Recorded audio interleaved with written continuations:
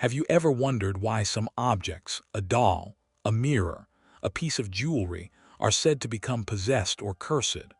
Why certain items seem to bring misfortune, sickness, or even dark presences into the lives of those who own them? Throughout history, people have whispered stories about things that carry more than just sentimental value, things that carry spirits. But what makes an object capable of being possessed by something evil? Why would a demon, a being of pure darkness, attach itself to an item instead of a person? The answer might be far more complicated and far more terrifying than most people think. For as long as humanity has existed, we've surrounded ourselves with objects, tools, symbols, gifts, and keepsakes. Every item we touch, use, or cherish becomes part of our story. And according to many belief systems, objects can also absorb that energy, both good and bad. In ancient cultures, people believed that powerful emotions could leave a mark on the physical world. A sword that had taken lives might be said to hold a curse. A family heirloom passed down through generations might carry the spirit of its former owner. And a mirror, reflecting both light and soul, might trap more than just a person's image. That belief gave rise to the idea of spiritual attachment, that objects can retain energy, emotion, and even the essence of the dead. But possession, that's something much darker. In religious tradition, especially within Christianity, demons are described as entities that crave a connection to the physical world. They cannot live, breathe, or feel as we do, so they seek vessels, things that allow them to interact with the material plane. Usually that vessel is a person. But when the human soul resists, or when an opportunity presents itself, they might settle for something else, an object. That's why many exorcists and demonologists believe that demons can attach themselves to items. They don't choose them randomly. They're drawn to things that hold emotion, trauma, or ritual significance. Take the case of Annabelle, for example, the infamous doll said to be possessed by a demonic entity. It wasn't the toy itself that attracted the spirit, but the energy surrounding it, the affection of its owners, the emotional vulnerability of those who came into contact with it. The demon used that attachment as an entry point. According to believers, when people form a strong bond with an object, when they pour their emotions, fears, or pain into it, they create what's sometimes called a spiritual link. That link can act like an open door, one that something dark might choose to step through. But not all possessions are caused by attachment.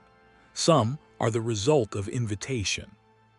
Occult rituals, seances, or even games like the Ouija board are said to open gateways between the physical and spiritual worlds. When those doors aren't properly closed, entities can pass through, sometimes latching onto whatever's nearby. That could be a chair, a doll, a mirror, or even a piece of jewelry. Throughout history, ritualistic objects like idols, boxes, or amulets have been believed to contain both protection and danger.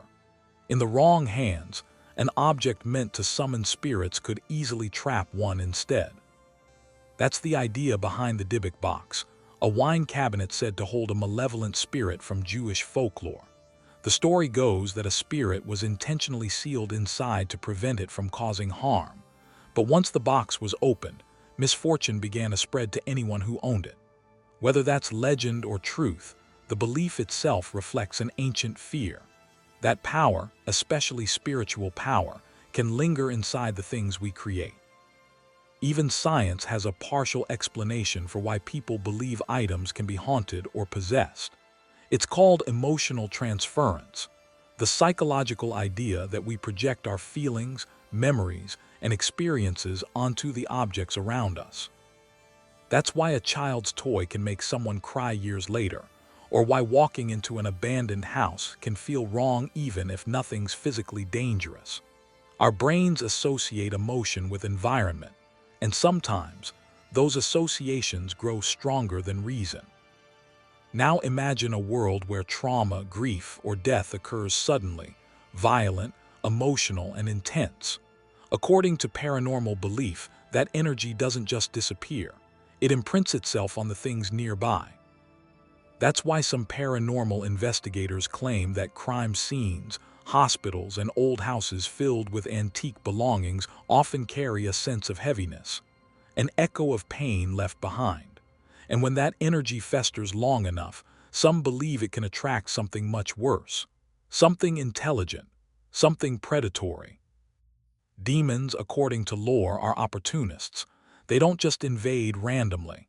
They search for cracks, weaknesses in the human spirit. Objects provide the perfect hiding place. They can move from one person to another. They can sit undisturbed for decades, quietly influencing their surroundings. And unlike people, they don't die. They don't resist. They just exist, waiting to be found. That's why haunted collectors, paranormal museums, and exorcists are so careful when handling cursed artifacts. They believe that moving, touching, or even being near an object believed to be possessed can be dangerous. It's not about the item itself. It's about what might be using it as a vessel.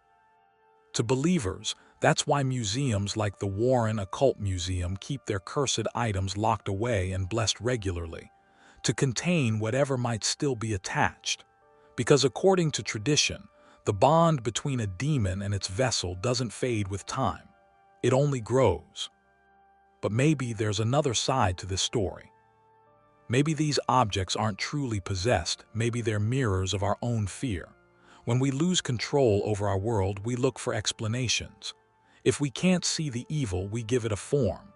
We assign it to a thing, a doll, a mirror, a painting, something we can point to and say, that's where it lives. It's a coping mechanism as old as storytelling itself. Humans fear the invisible, so we make it tangible. We give the darkness a home. Still, whether it's psychological, spiritual, or something in between, there's no denying the power of belief.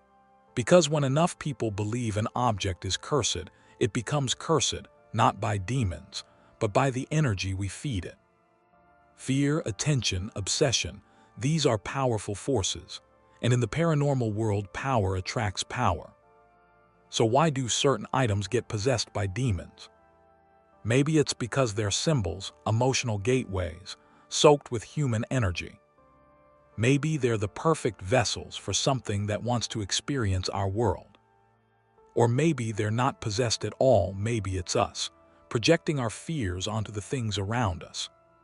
But if you've ever stood in front of something that made your skin crawl, something that made the air feel heavier, colder, wrong, then you know that some objects feel different.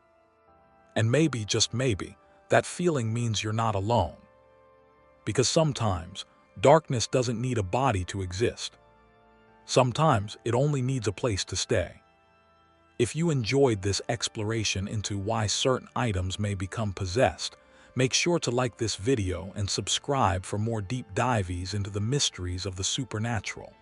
And tell me in the comments, do you think cursed objects are real, or do they only have the power we give them?